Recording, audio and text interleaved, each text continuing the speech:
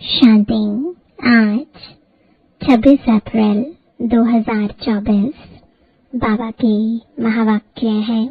मीठे बच्चे, शरीर निर्वाह अर्थ कर्म करते हुए बेहद की उन्नति करो। जितना अच्छी रीति बेहद की पढ़ाई पढ़ेंगे उतनी उन्नति होगी। प्रश्न है, तुम बच्चे जो बेहद की पढ़ाई पढ़ रहे हो, इसमें सबसे ऊंच डिफिकल्ट सब्जेक्ट कौन सी है? उत्तर है, इस पढ़ाई में सबसे ऊंची सब्जेक्ट है भाई भाई की दृष्टि पक्की करना। बाप ने ज्ञान का जो तीसरा नेत्र दिया है, उस नेत्र से आत्मा भाई भाई को देखो। जरा भी आंखें धोखा ना दें। किसी भी देहधारी के नाम रूप में बुद्धि ना जाए। बुद्धि में जरा भी विकारी छीछी संकल्प ना चले। यह है मेहनत। इस सब्जेक्ट में पास होने वाले विश्व का मालिक बन जाएंगे। ओम शांति। बेहद का बाप बैठ बेहद के बच्चों को समझाते हैं। हर एक बात एक हद की होती है, दूसरी बेहद की भी होती है। इतना समय तुम हद में थे, अब बेहद में हो। तुम्हारी पढ़ाई भी बेहद की है। बेहद की बादशाही के लिए पढ़ाई है। इससे बड़ी पढ़ाई कोई होती नहीं। कौन पढ़ाते हैं? बेहद का बाप भगवान। शरीर निर्वाह अर्थ भी सब कुछ करना है, फिर अपनी उन्नति के लिए भी कुछ करना होता है। बहुत लोग नौकरी करते भी उन्नति के लिए पढ़ते रहते हैं। वहाँ है हद की उन्नति, यहाँ बेहद बाप के पास है बेहद की उन्नति। बाप कहते हैं हद की और बेहद की दोनों उन्नति करो। बुद्धि से समझते हो हमको बेहद की सच्ची कमाई अब करनी है। यहाँ तो सब कुछ मिट्टी में मिल जाना है। जितना जितना तुम बेहद की कमाई में जोर भरते जाएंगे, तो हद की कमाई की बातें भूलती जाएंगी। सब समझ जाएंगे अब विनाश होना है। विनाश नजदीक आएगा तो भगवान को भी ढूंढेंगे। विनाश होता है तो जरूर स्थापना करने वाला भी होगा। दुनिया तो कुछ भी नहीं जानती। तुम प्रजापिता ब्रह्मा कुमार कुमारियां भी नंबरवार पुरुषार्थ अनुसार पढ़ाई पढ़ रहे हो। हॉस्टल में वह स्टूडेंट रहते हैं जो पढ़ते हैं, परंतु यह हॉस्टल तो न्यारी है। इस हॉस्टल में तो कई ऐसे ही रहते हैं जो शुरू में चले आए, वह रह गए हैं। ऐसे ही आ गए, वैरायटी आ गई।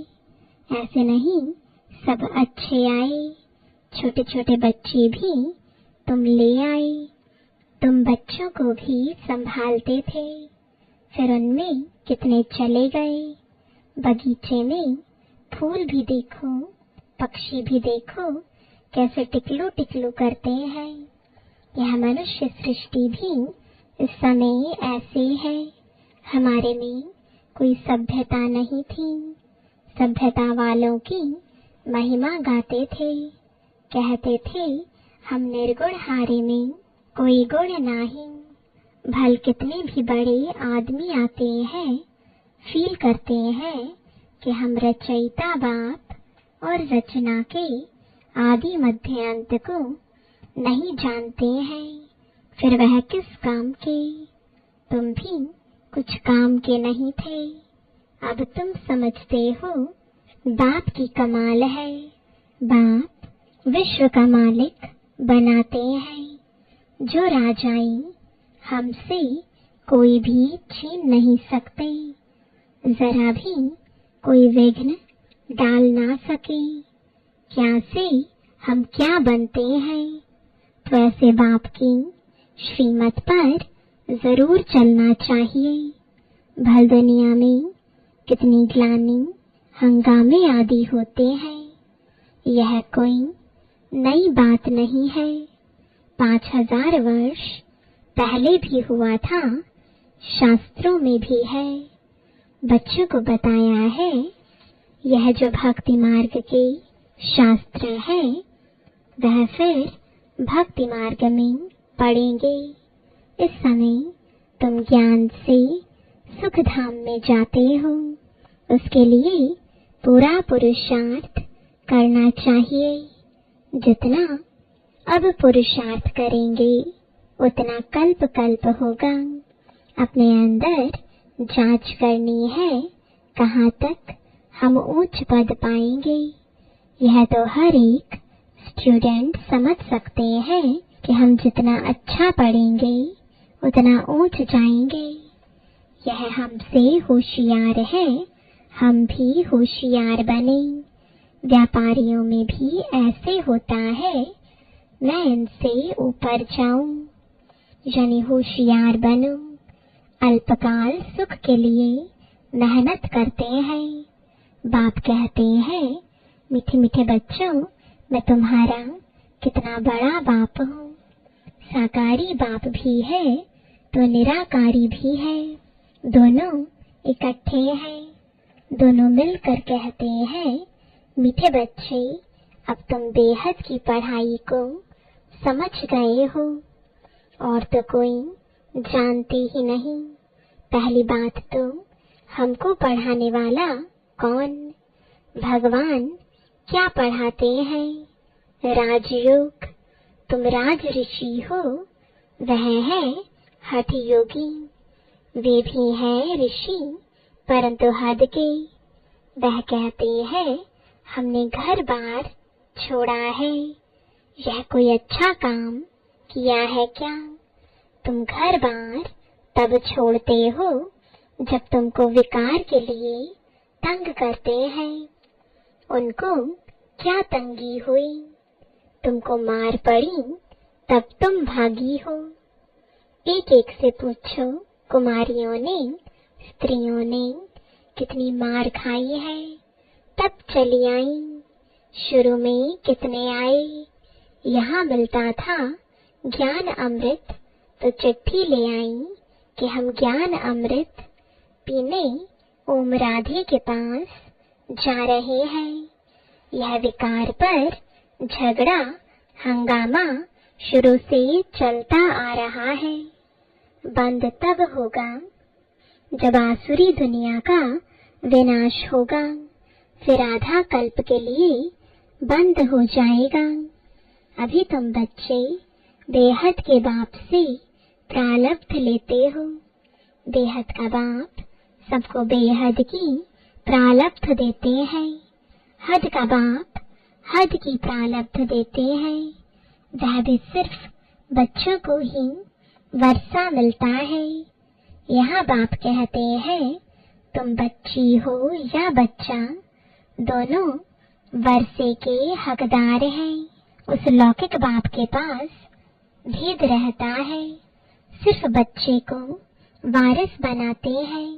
स्त्री को हाफ पार्टनर कहते हैं, परंतु उनको भी हिस्सा देते नहीं हैं। बच्चा ही संभाल लेते हैं। बाप का बच्चों में मोह रहता है। यह बाप तो कायदे अनुसार सभी बच्चों यानी आत्माओं को वर्षा देते हैं। यहाँ बच्चे व बच्ची के भेद का मालूम ही नहीं है। तुम कितने सुख का वर्षा बेहद के बाप से लेते हो, फिर भी पूरा पढ़ते नहीं, पढ़ाई को छोड़ देते हैं। बच्चियां लिखती हैं, बाबा फलाने ने ब्लड से लिख कर दिया है, अब नहीं आता है। ब्लड से भी लिखते हैं, बाबा आप प्यार करो, व ठुकराओ, हम आपको कभी छोड़ेंगे नहीं। परंतु परवरिश लेकर फिर भी चले जाते हैं। बाप ने समझाया है यह सब ड्रामा है। कोई आश्चर्यवत भागंती होंगे, यहाँ बैठे हैं तो निश्चय है ऐसे बेहद के बाप को हम कैसे छोड़ें। यह तो पढ़ाई भी है, गारंटी भी करते हैं हम साथ ले जाएंगे। सतयुग आदि में इतने सब मनुष्य नहीं थे, अभी संगम पर सभी मनुष्य हैं। सतयुग में बहुत थोड़े होंगे, इतने सब धर्म वाले कोई भी नहीं रहेंगे। उसकी सारी तैयारी हो रही है। यह शरीर छोड़ शांति धाम चले जाएंगे। हिसाब किताब चुकतो कर जहाँ से आए हैं पाठ बजाने वहाँ चले जाएंगे। वह तो होता है 2 घंटे का नाटक, यह है बेहद का नाटक। तुम जानते हो हम उस घर के रहवासी हैं और हैं भी एक बाप के बच्चे। रहने का स्थान है निर्वाण धाम, वाणी से परे, वहाँ आवास होता नहीं। मनुष्य समझते हैं ब्रह्म में लीन हो जाते हैं। बाबा कहते हैं आत्मा अविनाशी है, उनका कभी विनाश हो ना सके। कितनी जीवात्माएं हैं। अविनाशी आत्मा जीव द्वारा पाठ बजाती है। सब आत्माएं ड्रामा के एक्टर्स हैं। रहने का स्थान ब्रह्मांड वह घर है। आत्मा अंडे मिसल दिखाई पड़ती है, वहाँ ब्रह्मांड में उनके रहने का स्थान है। हर एक बात को अच्छी रीति समझना है। नहीं समझते हैं तो आगे चलकर आपे ही समझ जाएंगे। अगर सुनते ही रहेंगे तो छोड़ देंगे तो फिर कुछ भी समझ नहीं सकेंगे। तुम बच्चे जानते हो यह पुरानी दुनिया खत्म हो, नई दुनिया स्थापन होती है। बाप कहते हैं कल तुम विश्व के मालिक थे, अब फिर तुम विश्व के मालिक बनने आए हो। गीत भी है ना, बाबा हमको ऐसा मालिक बनाते हैं जो कोई हमसे छीन ना सके। आकाश जमीन आदि पर हमारा कब्जा यानी अधिकार रहता है। इस दुनिया में देखो क्या क्या है, सब है मतलब के साथी। वहाँ तो ऐसे नहीं होगा जैसे लौकिक बाप बच्चों को कहते हैं यह धन माल सब कुछ तुमको देकर जाते हैं, इनको अच्छी रीति संभालना। बेहद का बाप भी कहते हैं तुमको धन माल सब कुछ देते हैं। तुमने हमको बुलाया है पावन दुनिया में, ले चलो तो जरूर पावन बनाकर विश्व का मालिक बनाऊंगा। बाप कितना युक्ति से समझाते हैं। इसका नाम ही है सहज ज्ञान और योग। सेकंड की बात है, सेकंड में मुक्ति, जीवन मुक्ति। तुम अब कितना दूरादेशी बुद्धि हो गए हो। यही चिंतन होता रहे कि हम बेहद के बाप द्वारा पढ़ रहे हैं। हम अपने लिए राज्य स्थापन कर रहे हैं, तो उसमें हम ऊंच पद क्यों ना पाए, कम क्यों पाए। राजधानी स्थापन होती है, उसमें भी मर्तबे होंगे ना। दास दासियां ढेर होंगे, वह भी बहुत सुख पाते हैं। साथ में महलों में रहेंगे, बच्चों आदि को संभालते होंगे, कितना सुखी होंगे। सिर्फ नाम है दास दासी जो राजा रानी खाते, वही दास दासियां भी खाते हैं। प्रजा को तो नहीं मिलता है, दास दासियों का भी बहुत मान है, परंतु उनमें भी नंबरवार है। तुम बच्चे सारे विश्व के मालिक बनते हो।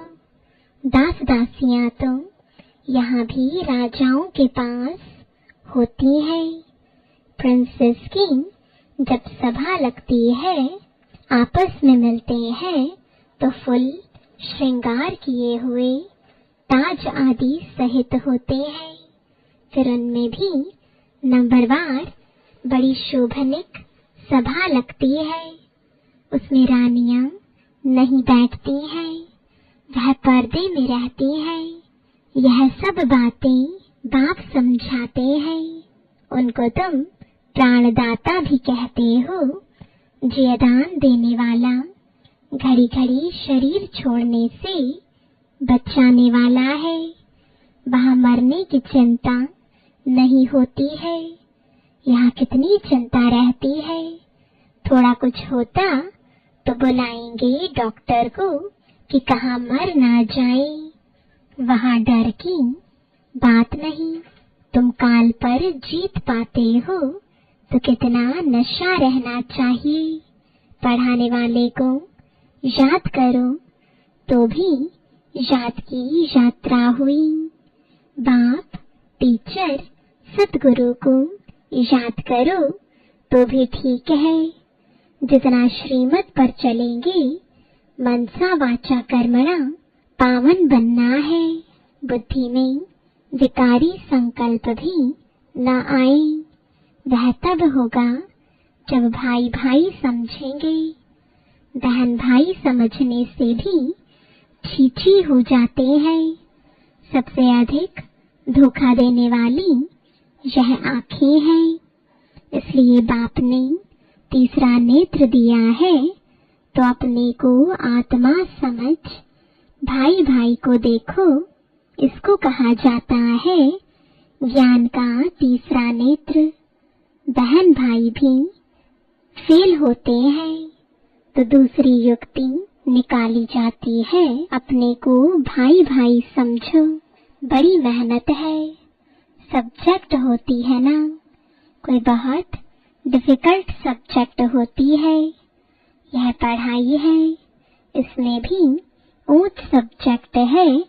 तुम किसी के भी नाम रूप में नहीं फंस सकते हो। बहुत बड़ा इम्तिहान है।